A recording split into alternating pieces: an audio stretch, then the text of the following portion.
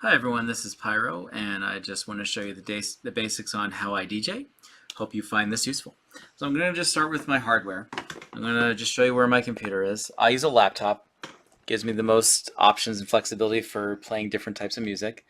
This is my laptop. It's an MSI GS60, purchased in 2016. It's a little bit higher end of a computer bought at the time because I wanted to do things like this, make videos and stream my sets, which I have been doing. It's also very sturdily built. A lot of people make comments on the keyboard, which is really nice. The colors are a nice little extra. The really nice thing about the keyboard is that it's really sturdy and it's going to last a long time.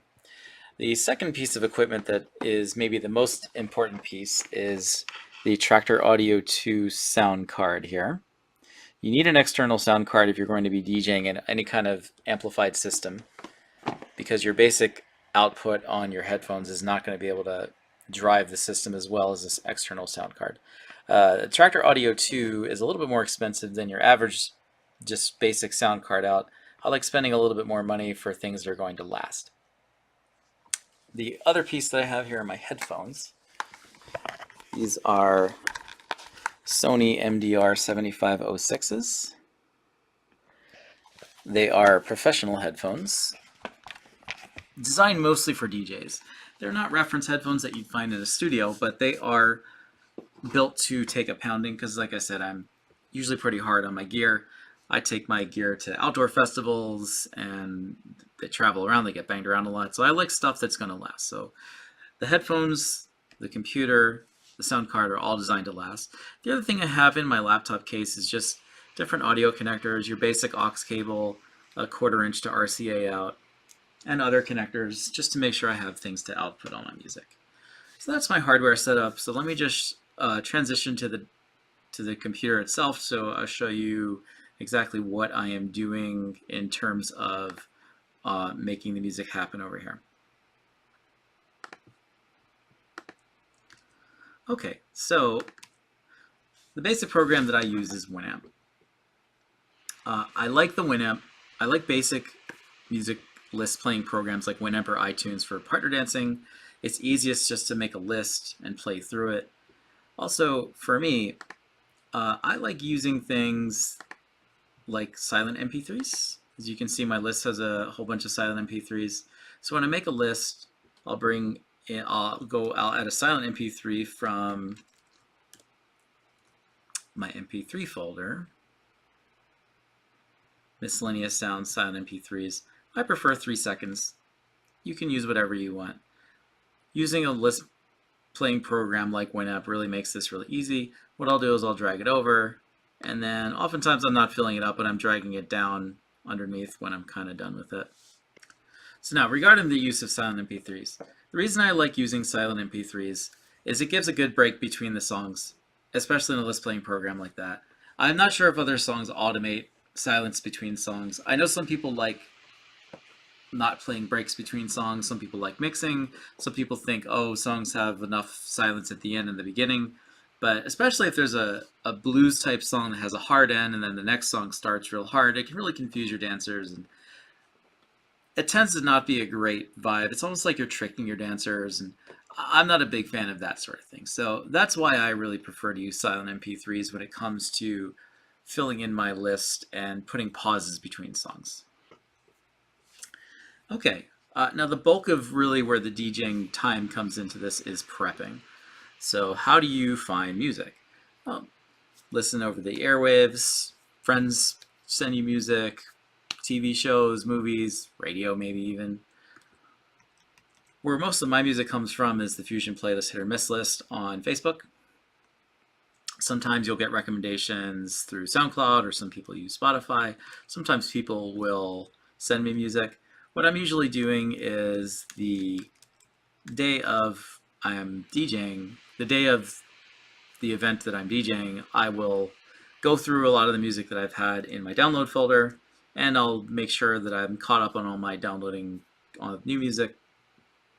This is really what takes hours and hours. It's curating the music. There's a lot of music that's really mediocre, derivative. There's really no reason to ever play anything that's not great because there's so much good music out there. And what I'll do is I'll go to my newly downloaded folder and I'll fill up my Winamp playlist with a whole bunch of new stuff. Usually try to have at least 75% of my set be all new stuff. Try to create like a rise and fall in terms of energy and feel in the set.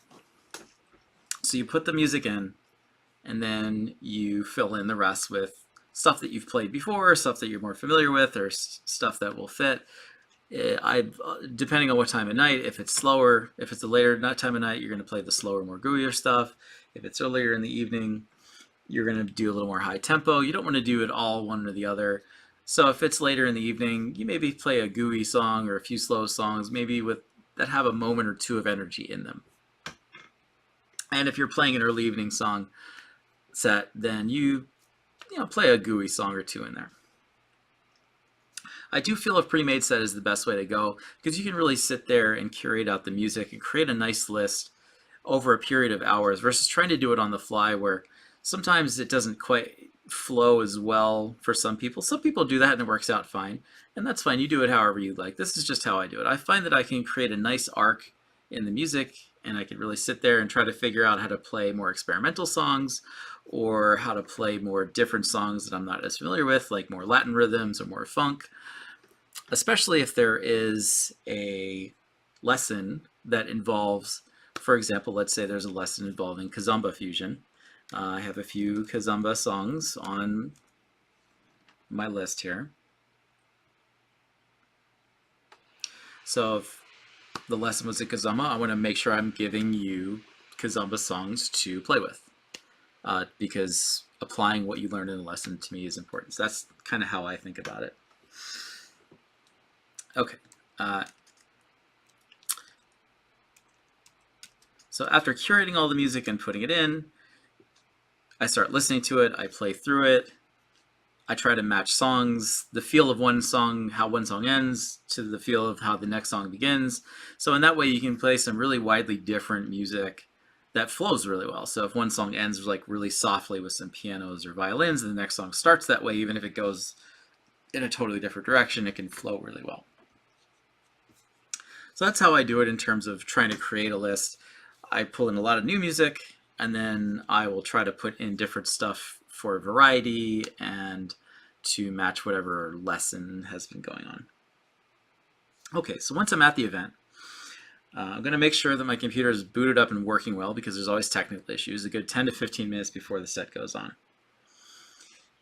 I want to check in with the DJ or the DJs to make sure that I'm not repeating any music. I usually have some backup songs to play if a song that I'd been planning on playing had been played. I'm sure you've had that experience, and it's not the most fun for the dance floor when you're already dancing to a song that's been repeated, or that's being repeated from a song that's been played earlier. So you want to really try to avoid repeating songs as much as possible. You want to bring your computer and have it ready to go 1 to 2 songs before the next DJ. And then once you're ready to transition, you want to make sure that the previous DJ is being applauded, and then you announce yourself if you're not being announced. Hopefully somebody will announce you, the previous DJ or an MC or event organizer. If not, you stand up there and you say, "Hello, my name is DJ Pyro. I hope you enjoy the next hour of music." Hour and a half, whatever.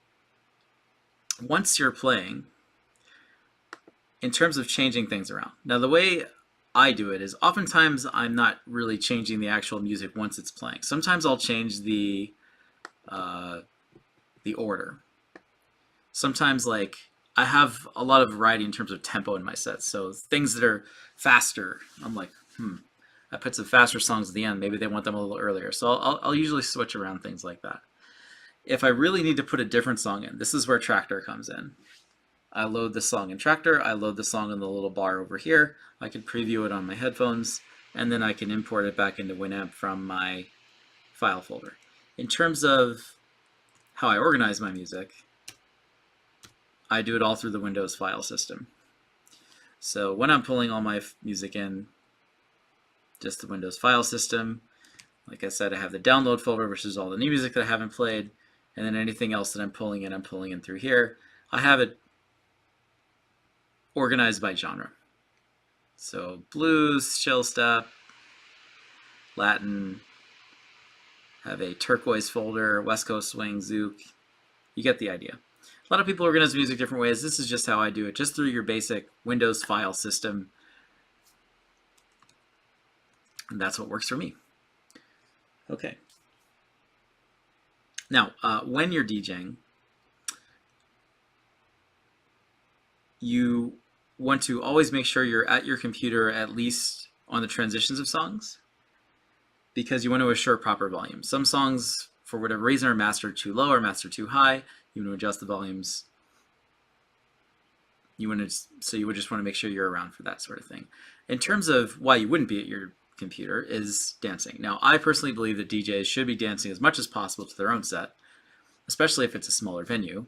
If your venue only has, say, 10 people, the DJ would be 10% of the dance floor. In this sort of scenario, one individual not dancing makes a big difference in terms of the availability of people to dance.